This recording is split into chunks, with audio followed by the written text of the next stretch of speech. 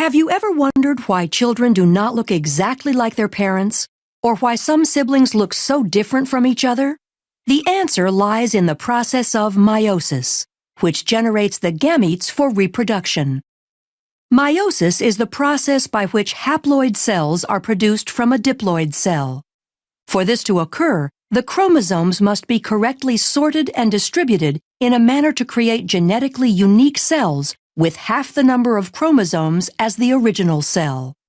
Meiosis occurs in special cells called germ cells within the gonads of males and females. For the successful reduction in the number of chromosomes to occur in the new haploid daughter cells, 2 rounds of divisions are necessary. These divisions are termed meiosis I and meiosis II. Although the processes of mitosis and meiosis look similar, there are a few major differences. One obvious difference is that mitosis results in 2 diploid daughter cells, and meiosis results in 4 haploid cells. As in mitosis, meiosis begins after a cell has successfully completed the G1, S, and G2 stages of interphase. During the S phase of interphase, the DNA is replicated, producing 2 copies of each chromosome called sister chromatids. The paired centrioles in the cytoplasm duplicate and begin extending microtubules that will form the meiotic spindle. Sister chromatids remain attached at the centromere and condense as the cell enters prophase I of meiosis. Up to this point, the cell looks similar to mitosis, but 2 events occur in meiosis that do not occur in mitosis and lead to genetic diversity. The first event occurs during prophase I, when homologous pairs of sister chromatids lie side by side in a process called synapsis, forming a tetrad or bivalent. The homologous chromosomes share similar but not necessarily identical genes.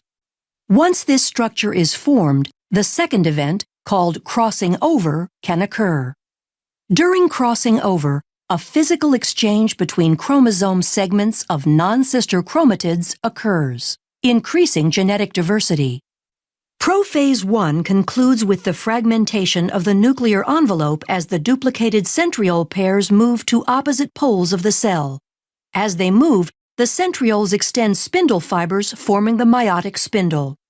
In prometaphase I, with the paired centrioles in place, the meiotic spindle is fully formed. The sister chromatids attach to the spindle fibers by their kinetochores. Here, another key difference between mitosis and meiosis occurs. Because of synapsis and crossing over in meiosis, homologous chromosomes remain aligned, so that a pair of sister chromatids is attached to only one pole by the kinetochore microtubules. In mitosis, each sister chromatid is attached to a spindle fiber. The fibers originate from opposite poles. During metaphase I, bivalents randomly align along the metaphase plate. Due to independent assortment, this alignment is random and adds to genetic diversity. In anaphase I, the homologous chromosomes separate and move toward opposite poles. Meiosis I ends with telophase I, when the chromosomes decondense and the nuclear envelope reforms. Cytokinesis separates the cytoplasmic material, and the 2 daughter cells are separated by a cleavage furrow. Since the final product of meiosis I is 2 haploid cells, meiosis II begins without the chromosomes going through another round of DNA replication. Centrioles again duplicate and begin moving to opposite poles of each cell. In prophase II, the sister chromatids condense while the spindle starts to form as the nuclear envelope disappears. In prometaphase II, the sister chromatids attach to the spindle by kinetochore microtubules, with sister chromatids attached to opposite poles. The spindle aligns the sister chromatids along the metaphase plate during metaphase II. During anaphase II, sister chromatids separate and individual chromosomes move toward the poles. The entire process ends with telophase II, as the chromosomes decondense and the nuclear envelope reforms. Cytokinesis occurs, and cleavage furrows separate the 2 daughter cells into 4 haploid daughter cells. The haploid daughter cells will specialize into gametes, either sperm or egg. These fuse in fertilization to form a zygote, which will grow into a child. The child receives half its chromosomes from its mother and half from its father. Because men and women produce millions of gametes and the selection of gametes in fertilization is random, this contributes to genetic diversity. This explains why a child isn't identical to either parent. But why aren't siblings identical? The diversity comes from several sources. In prophase 1, non-sister chromatids can exchange DNA through crossing over, increasing the genetic diversity of individual chromatids. In addition to crossing over, in metaphase 1, the pairs of homologous chromosomes align independently along the metaphase plate and sort independently into the daughter cells. This process, called independent assortment, produces 4 genetically distinct haploid gametes.